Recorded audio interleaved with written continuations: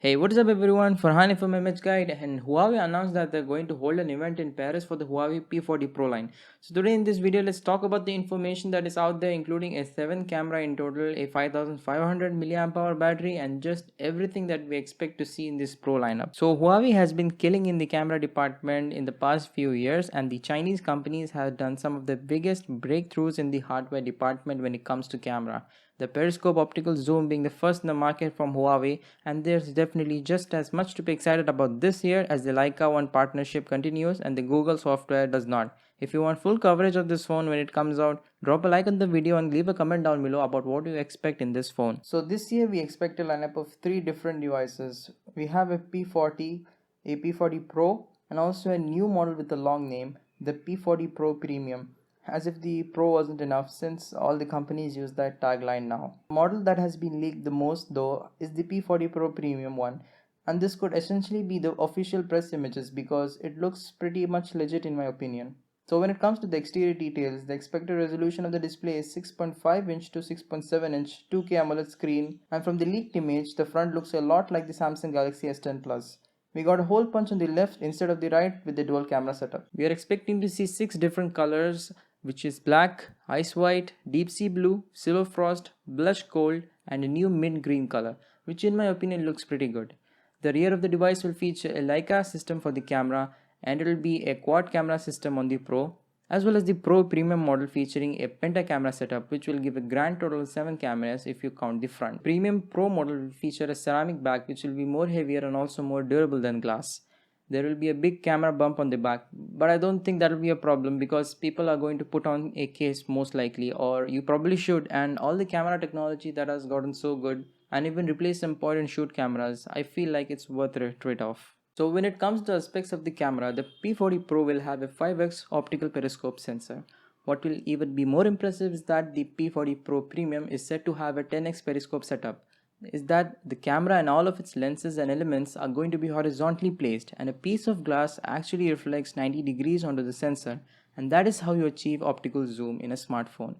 This 10x zoom is pretty much confirmed, since when you looked at leak images and zoom in, it shows the focal length to be 18mm to 24mm, and with the wide angle lens being 18mm and the main camera being 24mm. The 10x zoom will be 240. The resolution for the 10x camera is expected to be 8 to 16 megapixel, but I hope it is 16. As for the other camera specs, there are a lot of sensors available, but sources are pointing to a 12 megapixel telephoto, and those are just the cameras 3 out of 5. So the fourth and fifth camera is expected to be a time of flight sensor as well as either a macro or a black and white sensor. There are also some talks of the P40 Pro equipped with a 52 megapixel custom Sony IMX700 CMOS sensor, and this camera is said to apply a 4:1 quad Bayer conversion 16 pixel binning ratio that will give an output of 13 megapixel. This is like a custom version of the Sony IMX686 sensor, and Sony has been the supplier of major sensors for pretty much most Android phones of the past couple of years. We saw what 48 megapixel on the P30 Pro as well as the Oppo One does. This gives you great sharpness when you crop in, as well as the hybrid zoom, and also the amazing low light performance, which has gotten so good in the past few years. And Huawei did implement RYYB as opposed to RGB sensor last year, which allows up to 40% more light to the sensor with this format. And the ISO in the P40 line is set to reach 4 million, which is crazy. And although you're never going to be shooting photos at 4 million ISO, it just shows the technical capability paired with the hardware of the phone. The camera on the front is expected to be a 32 megapixel sensor paired with 2 megapixel depth camera. So now going back to the display, we are expecting to see a 120Hz AMOLED screen, and it seems to be with all the flagship phones. This year you're going to have a 120Hz capable display, but it will depend on what resolution Huawei decides to go with. Last year they had a 1080p display, and this year you might see a 2K, 3K, or hopefully even a Quad HD Plus screen.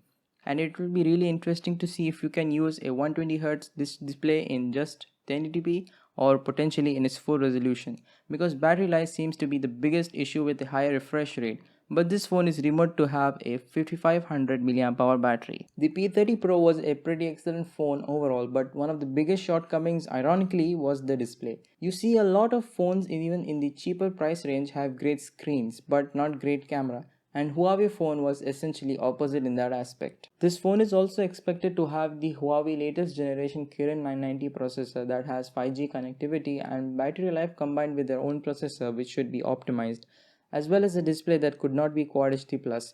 We expect to have amazing battery life and also fast charging up to 50 watt. I feel like in 2020 most phones are expected to have 4000 and up battery capacity, but I feel 5500 mAh is just a very healthy large number that should give you some of the best battery life that you're going to find in any phone. There were some rumors of it using some new type of battery, but I think for now we are expecting to see lithium ion battery once again. The other big talk has been the software and how all the trade war with US as well as Huawei and Google services being banned. So we are expecting to see EMUI 10, but Google Play Store as well as Gmail services as well as Maps will not be on this device when it ships. Instead, it may feature Harmony OS and you might still have access to a lot of different major applications you might need, but with this whole trade ban, it will very much affect whether or not this device is accessible in North America, especially in the US. On the other hand, the cheaper P40 will have a display size of 6.1 inch to 6.2 inch with a full HD plus OLED screen and a triple Leica camera setup. The expected resolution is 60 megapixel on the main as well as 12 megapixel for the zoom and 20 megapixel on the ultra wide. But there is also rumors of it being a 52 megapixel sensor. So even though there is a lot of information whether there's going to be a 60 or 64 or 52 megapixel for the three models, it is going to be very hard to say because there's just so many options out there. The price of the P30 lineup started at $800 price range, and I feel like Huawei is gonna price themselves very competitively to Samsung, which has phones in the $1,000 and even $2,000 range. If this phone is coming at a range below $1,000, I feel like it will be extremely competitive from a hardware standpoint, but obviously the whole Android thing and the software is gonna be something that is up in the air. Huawei hardware has always been impressive, especially the camera, aside from the video performance. But I feel like with an improved display, the hole punch on the front, and the new form factor, the leaks just look so good for the device along with the new ceramic model. I am personally very excited to compare it with the S20 Ultra. Alright guys, if you enjoyed this video, make sure you drop a like as always, and I'll see you guys in the next video.